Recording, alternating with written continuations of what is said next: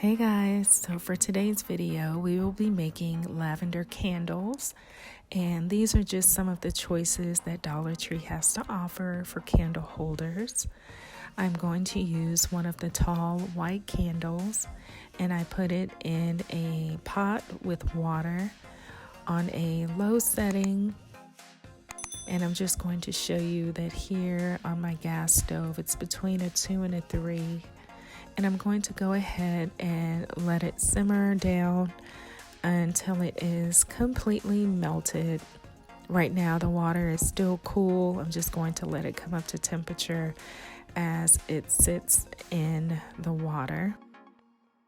And I'm also going to be using a couple of these lemon and lavender candles, also from the Dollar Tree.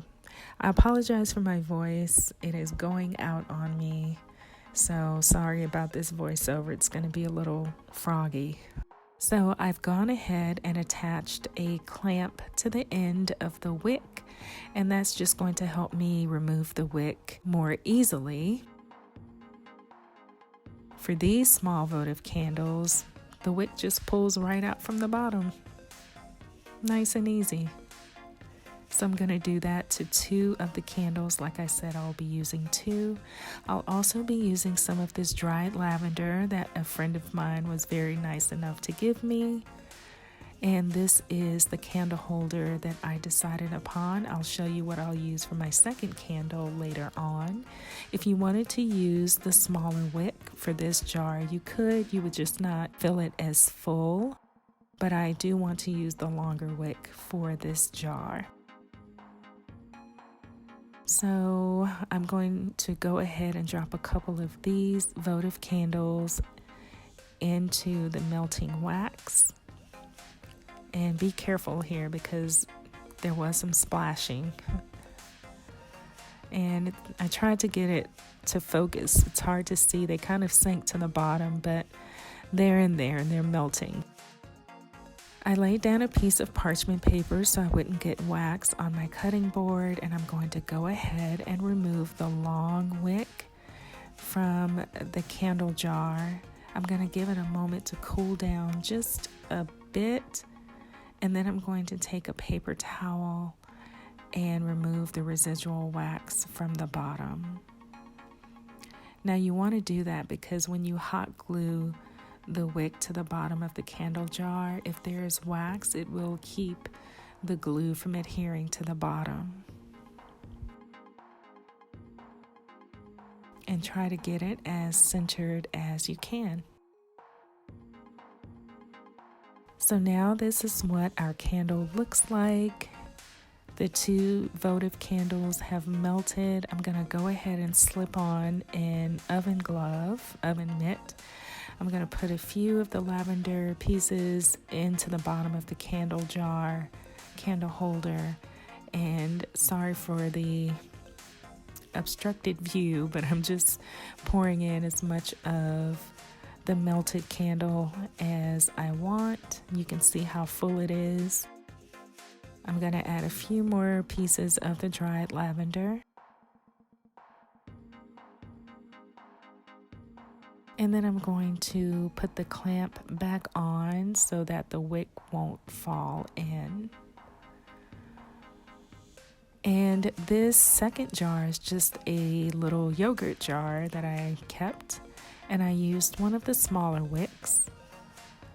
I poured the rest of the candle wax inside, added more dried lavender, but I did something different with this one.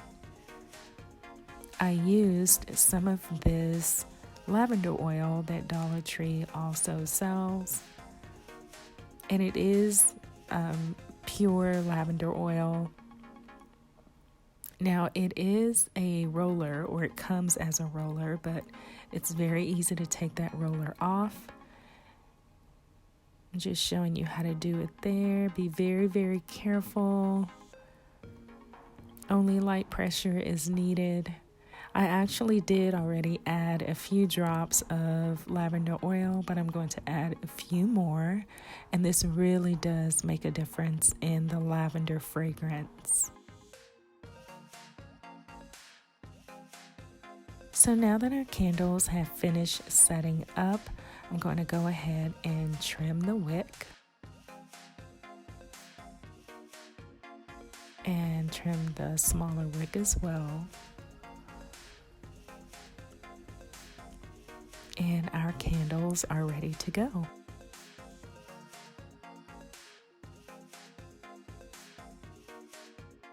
I know many of us have a lot of stresses on our mind, so I thought that I would just take a few moments to show you guys how to make this beautiful lavender candle. The dried lavender isn't necessary, it's more of a visual thing, but if you don't have it, it's not going to affect the fragrance of the candle, I don't believe.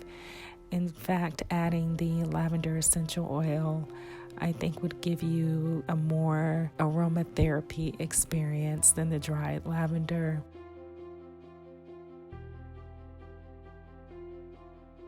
My hope is that you would make this candle, that you would light it, and every time you light it, you would just take a few deep breaths and just be really thankful and grateful for where you are in the world, and that even though there's a lot happening, a lot of things going on out of our control, that we do still have control of some things, and to just be grateful for those things. Please take care of each other. Please take care of yourselves. I want to thank all of you for hanging in there with me and my channel. My froggy voice for today's video. And if you are new to my channel, I hope that you would subscribe for more content. I hope you all are well, and I look forward to seeing you in my next video. Take care, everyone.